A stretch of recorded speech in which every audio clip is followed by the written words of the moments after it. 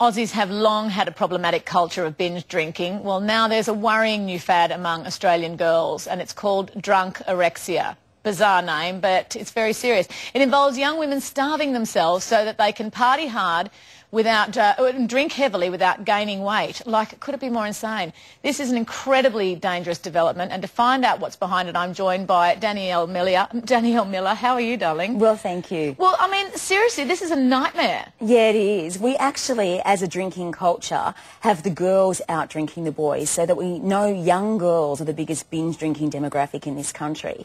And we are seeing a trend where young girls are starving themselves and dieting so that they can consume more calories that evening and drink and binge drink. And I guess that's symptomatic of this trend that we have where we talk about, you know, calories in, calories out, counting kilojoules. All kilojoules are not equal. There are no nutritional value. There's no nutritional value, rather, in drinking.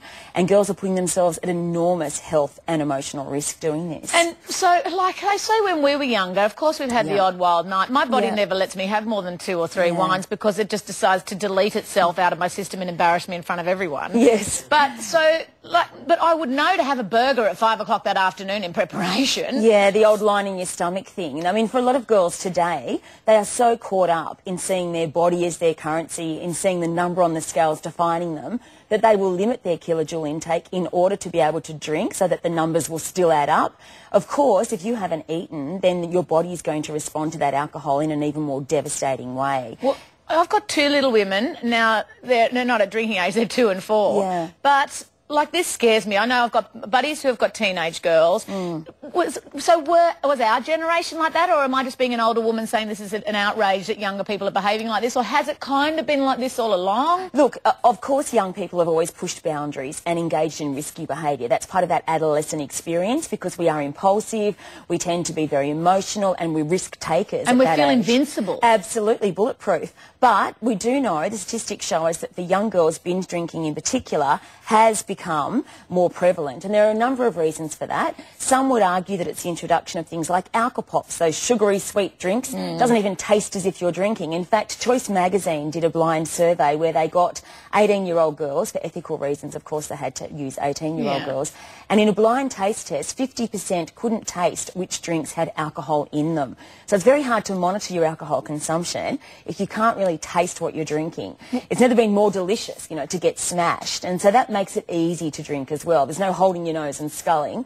It just tastes like cordial or a sugary soft drink. So that's one reason. Also in popular culture, we're seeing, you know, trashed girls, the fallen girl, the drunk girl, almost being celebrated. You get your 5 minutes of fame being like Britney or Paris or any of these other sort of reality stars. We see them going in and out of rehab. And so for young girls, they look at that as being, I guess, almost permission to want to do the same. So it is worrying and concerning, particularly this time of year where we've got formal season, we've got end of school, we've got schoolies, we've got Christmas. I think as adults we need to also set good examples. And it's hard to keep a lid on it when you are with a big fun group. I used to call it stealing from tomorrow's fun. Yeah. Because I'm like, well, that's fine today if you want to have 1 or 2 extra wines, but it is stealing from tomorrow's fun because you're going to be so ill. But, like, sickness is the least of your problems now, is it not? Yeah, it is, absolutely. And I think one of the things we need to talk to all young people, girls and boys, about are the real serious implications of drinking. It is damaging to our health. It will impact on her academic performance, her ability to play sport, her ability to do things the next day. Doesn't your brain just melt? Well, particularly when you're a teenager, and it is still developing. It is still a work in progress. I think as a culture we're so complacent about this because often we, the adults, you know, we drink too much too. And girls will say, look, in my family, everyone socialises with drinking. They always have. As soon as anyone comes over, out come the shardies, out come the beers. Yeah. As a culture, we need to recognise, are we overdoing that? And are we also showing that there are alternative ways to celebrate that don't involve writing ourselves off? Yeah, I mean, I'm often joking about a few white wines, but it's not really a joke. Thank you so much to Dannielle. Thanks, Thank you. Dannielle. And now here's an idea for you.